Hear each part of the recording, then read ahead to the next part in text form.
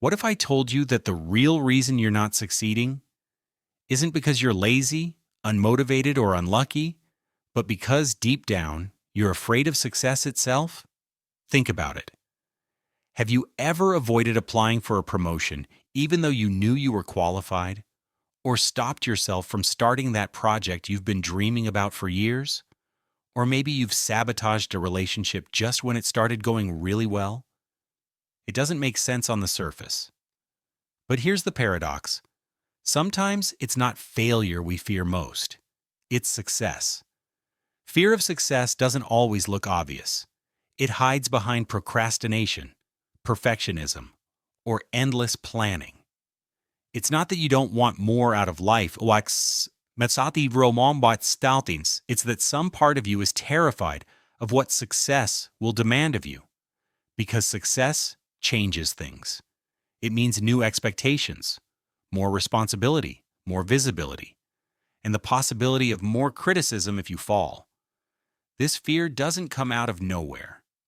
Sometimes it's planted early. Maybe you were told not to stand out, to play it safe, to avoid taking risks. Or maybe you've seen success in others, and also seen the pressure, the jealousy, or the downfall that came with it.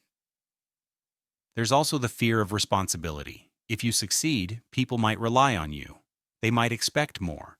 And there's the fear of loss. The higher you climb, the more you feel you could lose. And of course, the fear of judgment. Success shines a light on you, and with that light comes scrutiny. So how do you know if fear of success is holding you back? You procrastinate. Not because you don't care, but because moving forward feels overwhelming. You chase perfection, planning forever, waiting until everything's ready, and never launching. You sabotage opportunities, pulling back right before the breakthrough. And sometimes, you just play small, choosing comfort over growth, even when you know you want more.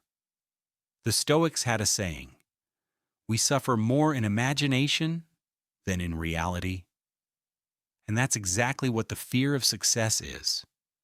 Your imagination running wild with problems that haven't even happened yet. You picture the stress, the judgment, the expectations. But what you forget is this: you are capable of handling far more than you give yourself credit for.